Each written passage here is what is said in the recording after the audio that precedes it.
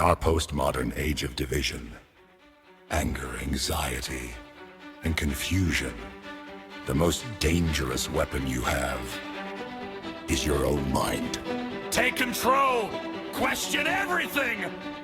This is the Intellectual Freedom Podcast. If you only remember one thing from this entire podcast series, heck, if you only remember one thing from your education, let it be this episode.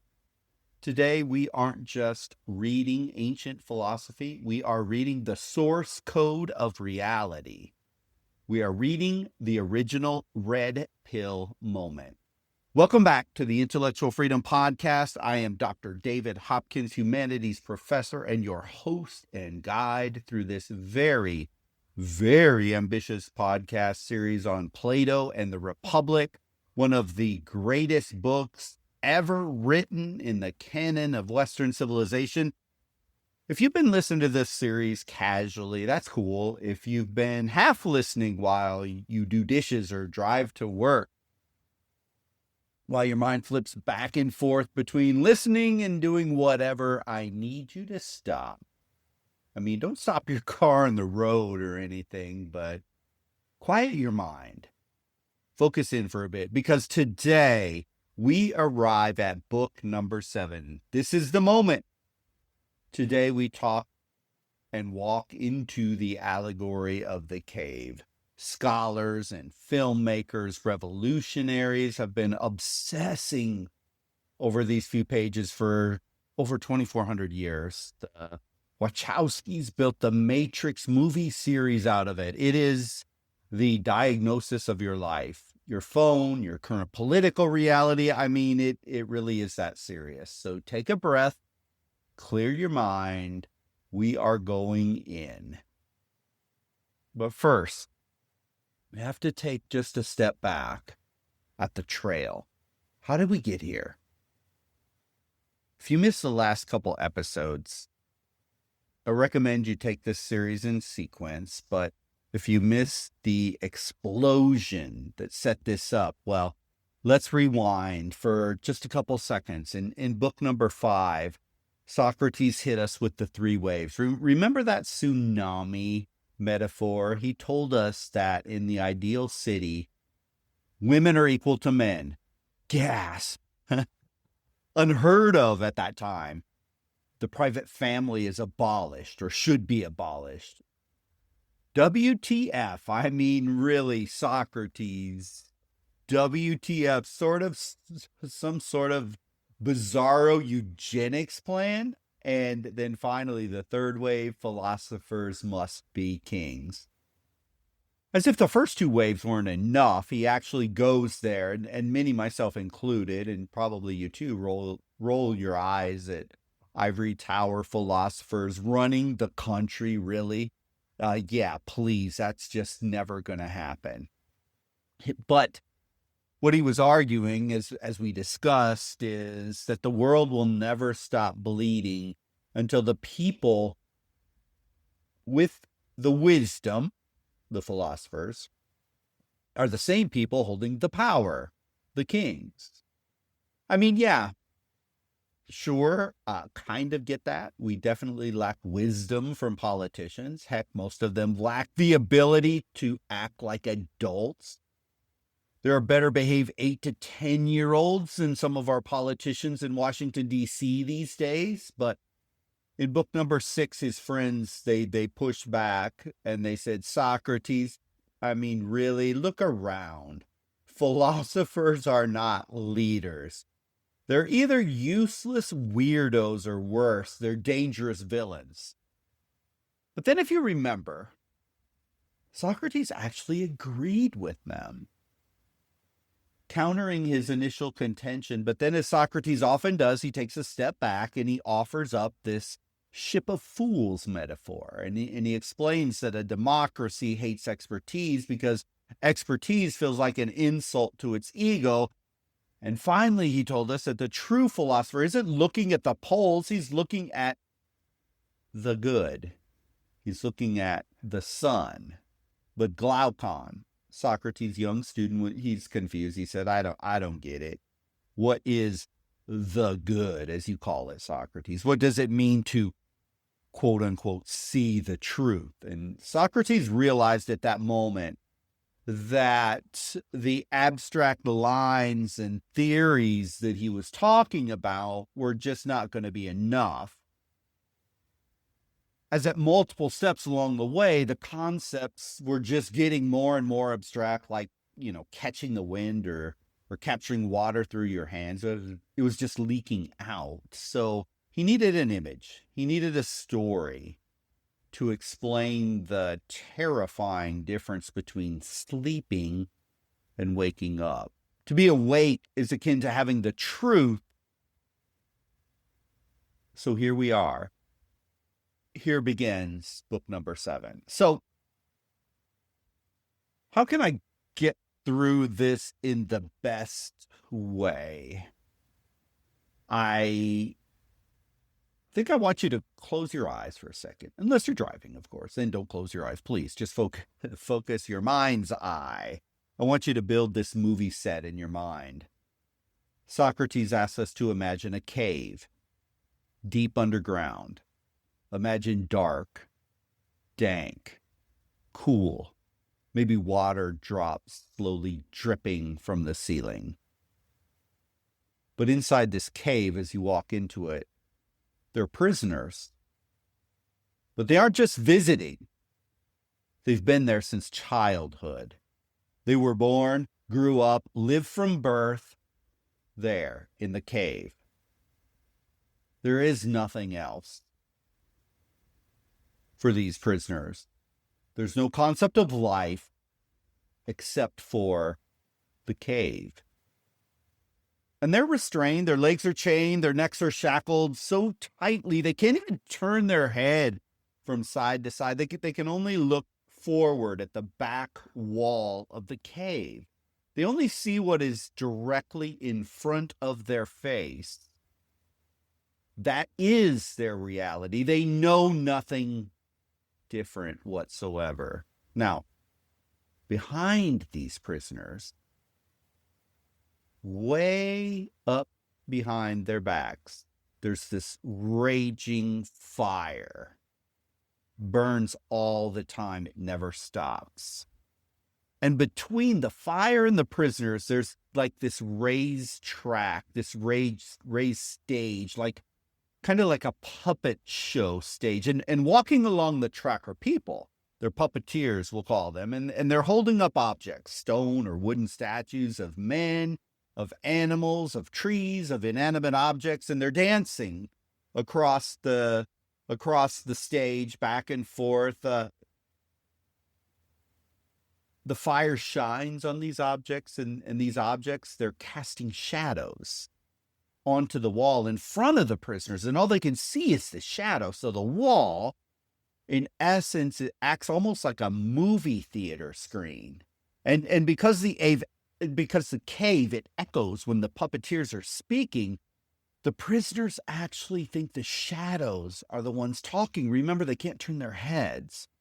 So their perspective is incredibly limited, and the only real things in life are what they see on the cave wall. The sights, the sounds, and the smells of the cave. That is their reality. There is nothing else there. And Socrates asks a devastating question.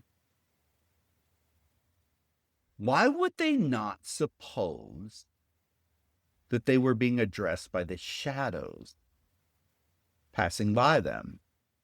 Now, to these prisoners, the shadows, they're not fake. The shadows are the only reality that they can actually see, that they've ever known. If you told them about a real tree, they would think you're crazy. A tree is that dark, flat thing on the wall. It is not a tall, green, beautiful, flowing plant just rustling in the wind. You can't feel the hardness of the bark or touch the leaves. To them, a tree is a gray shadow. It's something that's dancing on the screen from the firelight. And as Socrates says, to them, the truth would be literally nothing but the shadows of the images. So if we pause, and you and I right here, and I ask you, who are the prisoners? Who are the prisoners in this story? I mean, an obvious answer that you would come up with would be those sorry, pathetic souls who have a grotesquely warped sense of reality.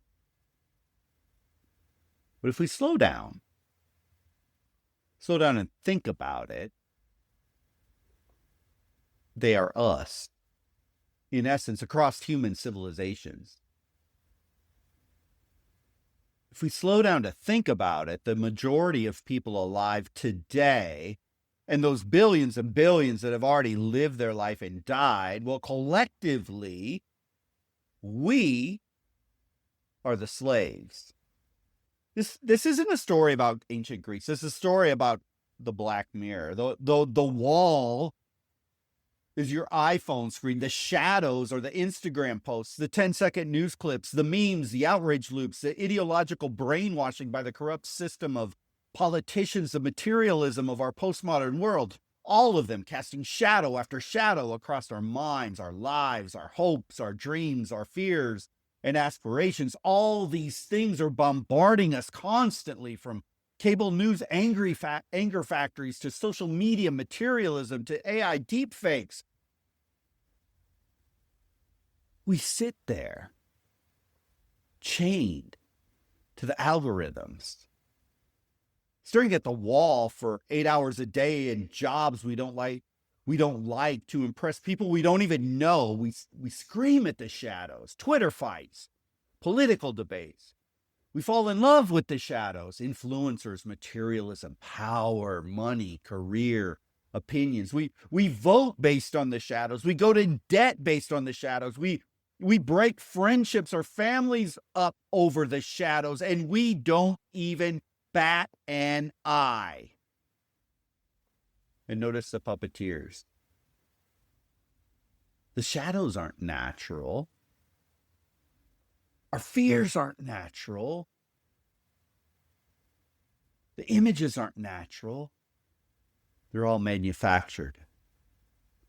They're made up. Someone is holding up the stick. Someone is curating the feed. Yet the anger, frustration, anxiety are never or rarely directed at the true puppeteers, but instead it's all directed at each other. We think we are seeing the world, but we're seeing a puppet show designed to keep us staring at the wall, keep us pacified, keep us content, keep us under control. We don't break the chains. We stare at our screens. Entertain us with well, what? Nothing.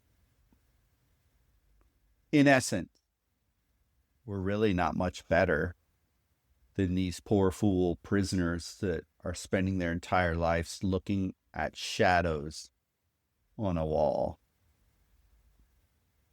So what happens next? As we keep reading through book 7, Socrates continues, and, he says, imagine this happening. Imagine that one prisoner is finally freed. Why is he freed? Who knows? Maybe the puppeteers were running some sick experiment to see what would happen if such a dumb, brainwashed human actually got to see reality. I don't know. But his chains are struck off. He's forced to stand up and turn around. Now, Hollywood would tell us this must be a triumphant moment in the story. The cinematic Braveheart or Rocky-style music would swell. He's free! He's free!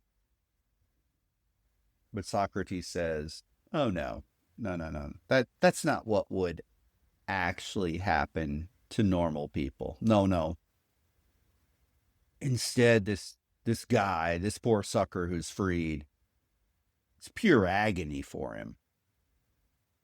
He's experiencing physical pain because his muscles have been atrophied for 20 years. I mean, just standing up hurts. He has visual pain. I mean, he turns toward the fire. His eyes have never actually seen real light before. All he has ever seen is shadows. The glare is just burning his eyeballs, and he's basically blinded. He can't see the puppets. He can't see the fire. It's all a blur of pain. And then one of the puppeteers, or one of the controlling humans, tells him, hey, look, those things are real. Look at the fire. What you were looking at, the shadows, those were what was fake. So what do you think? Does our freed prisoner come to some grand realization on the spot? Does he reach this moment of enlightenment, thrusting him into a brave new world? No. Actually, the opposite happens. He immediately decides the person's lying. He thinks his shadows were clear and distinct because his eyes were used to them. They were comfortable. They were safe. They were non-threatening. But the reality? Oh, the reality looks blurry, painful. He wants to run back to his chains, actually. He wants to go back to the comfort of the lie. Our rockier Braveheart superhero is, well, actually average. We seem to see him almost pathetic when you're reading, or weak. From the book, it says this, quote, and if he is compelled to look straight at the light, he will not have a pain in his eyes, which will make him turn away and take refuge in the objects of vision, which he can see. This is a moment of cognitive dissonance. When you present someone with facts that destroy their worldview, they don't usually say, oh, thank you very much. I appreciate you clarifying that I was 100% wrong. That's not what most people do. Their brain registers it as a physical attack. I know we all like to think that when presented with information that conflicts with our worldview, well, we are open-minded, critical thinkers, and make unemotional pivots from our stated view. I'm sorry, but in general, that's BS, total BS. Think about it. Anytime your team's political party is found on the wrong side, do you automatically, with humility, say, oh, yes, I was wrong, and now I see the light. I wish I would have voted the other way. Or do you say, fake news, deep fake? But this side did this. They're still worse. Or, oh, well, the only reason my side did X is that evil side did Y. Or, no way, my side is wrong. The other side is ignorant because they get their cable news from X, and I, incredibly smart one, get my news from Y. I mean, that's probably enough examples, right? You get the picture. The fact is, most of us, most of the time, when faced with cognitive dissonance, we use whatever means necessary to retreat back to our preconceived views of the world. Waking up isn't always fun. It hurts. That's why most people prefer the coma. That's why Cypher in the movie The Matrix, who has freedom and truth, wants to go back, return to his coma, and eat fake steak. I mean, if you saw The Matrix, you know the scene. And if you haven't, my goodness, do yourself a massive favor and watch The Matrix, the first one, not all the sequels. You will not regret it, and you will see this allegory of the cave play out in full movie form. But Back to Socrates. Socrates doesn't let him go back into the cave, the prisoner and his old life. He cannot go back. He says the prisoner is, quote unquote, dragged by force up the rough and steep ascent out of the cave. Geez, if he was struggling just looking at the fire, imagine being out in the pure sunlight. He's kicking, he's screaming. Oh yeah, he wants nothing to do with the change. Sort of like that diet you started, or that exercise routine, or that New Year's resolution you had that, you just didn't really want to do all that bad. This poor guy, that's that times, probably 1,000. Finally, he's dragged out into the sunlight, and now, oh my goodness, it's even worse. He's totally blind because the sun is way brighter than a fire. So he has to look at things in stages. First, he looks at shadows and reflections in the water. Then he looks at the objects themselves. Real trees, real flowers, real rocks. Just real things in general that you see outside. And finally, after a long time, after his eyes finally adjust fully, he can look up at the sun itself. And he feels the sun and realizes, oh my God, the sun causes the seasons. The sun causes the years. The sun is the reason the shadows in the cave even exist in the first place. He realizes that everything he cared about in the cave, the awards for best shadow watcher, the political fights over which shadow was faster, it was all meaningless. None of it was real. He's stunned, finally, and excited, finally. And voila, the moment of transformation has arrived. We thought he would get this right away, but it took a long time. It took pain. It took suffering. It took literally being dragged out of the cave, kicking and screaming. But finally, through pain and suffering and time, he sees, quote unquote, truth. And it's at this point he says he would rather be a slave on earth than a king in the cave. He is our hero, our average man, our everyday person, finally awake, which is hope for all of us. This is where the movie usually ends, right? In Hollywood, the hero finds truth and lives happily ever after. But this is Plato, and Socrates says, yeah, no. We are not done just yet. He must go back. He must go back into the cave. We didn't educate him for his own happiness. We educated him to save the city. We need him now to return, to bring the new knowledge and cause a revival in the city, to wake them all up. So the new philosopher, this new enlightened person, this average guy goes back down into the cave with wisdom far beyond the capacity of everyone else in the cave. And he is enthusiastically ready to share all of it. But here's the tragedy. When he walks back into the dark, he slowly gets blind again. His eyes are now used to the sun.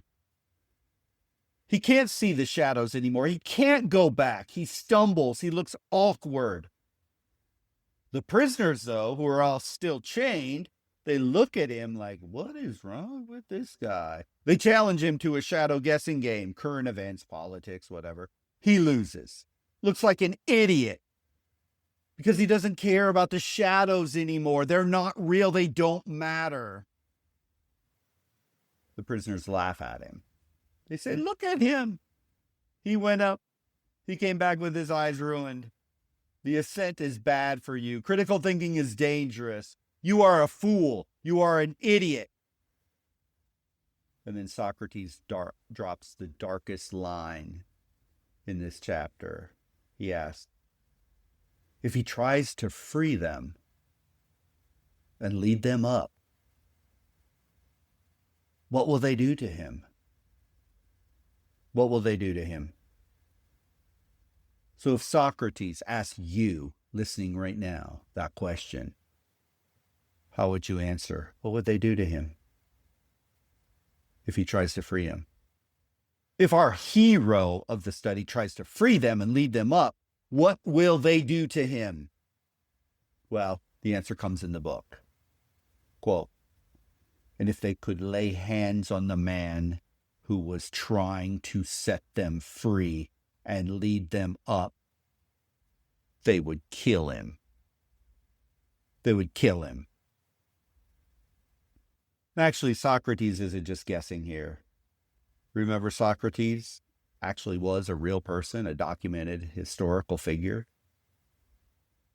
He tried to take his teachings and his truth and his critical thinking and his Socratic method. He tried to get the youth of Athens free from the shackles of the aristocracy. He tried to tell them that the shadows were fake and there's so much more to life. And what did they do? The city, they voted to execute him. They killed the man who tried to unchain them. Socrates, in his own life, rather than bow down to the corrupt laws of the state, he chose to die by his own hand, by drinking hemlock, as directed by the jury in this trial. And by the way, drinking hemlock wouldn't just be a nice fall asleep death. It would be a gut-wrenching, literal, painful, horrific way to die. That poison was not quick, nor was it painless, but Socrates did it. Now, wow, that's believing in who you are and what you're about. Very few philosophers in history can make that claim, as Socrates did. But this is where we get to the prophet's curse. The prophet's curse, this is cancel culture in its deadliest form. Society does not thank the person who tells the truth. It attacks them because the truth insults the shadows. The truth disrupts the status quo. The truth forces the masses into uncomfortable situations. And so this leaves us with a significant question. The cave isn't just a story, it's a GPS locator. So where are you right now? Where are you right now? Are you a prisoner in the cave, staring at the wall, angry at tweets and social media posts, thinking the shadows are the entire world? You're the puppeteer. Are you a master of manufacturing illusions in your social feeds? Whether for status, for likes, or for profit? Or are you the one stumbling up the hill? Eyes burning, trying to see the sun, struggling against the shadows. Education, real education, isn't about filling your head with facts. It isn't about collecting diplomas. It isn't about status symbols. Plato calls it the turning around of the soul. It is the painful act of turning away from the glowing screen and looking at reality. The truth. It's hard. It's lonely. And people might hate you for it. And just like the masses in the cave, most people want nothing to do with the truth. They want that comfortable life they're in, and they don't want people disrupting their worldview. But as Socrates says, quote, better to be poor and awake than rich and dreaming. So where does this leave us? through the allegory of the cave, we need to all have a look inside of ourselves. What are we living for? What is controlling your decision making? How easily and how often are you influenced by the swirling tech media around us? How often does media, social or cable or otherwise, get you angry, upset, and anxious?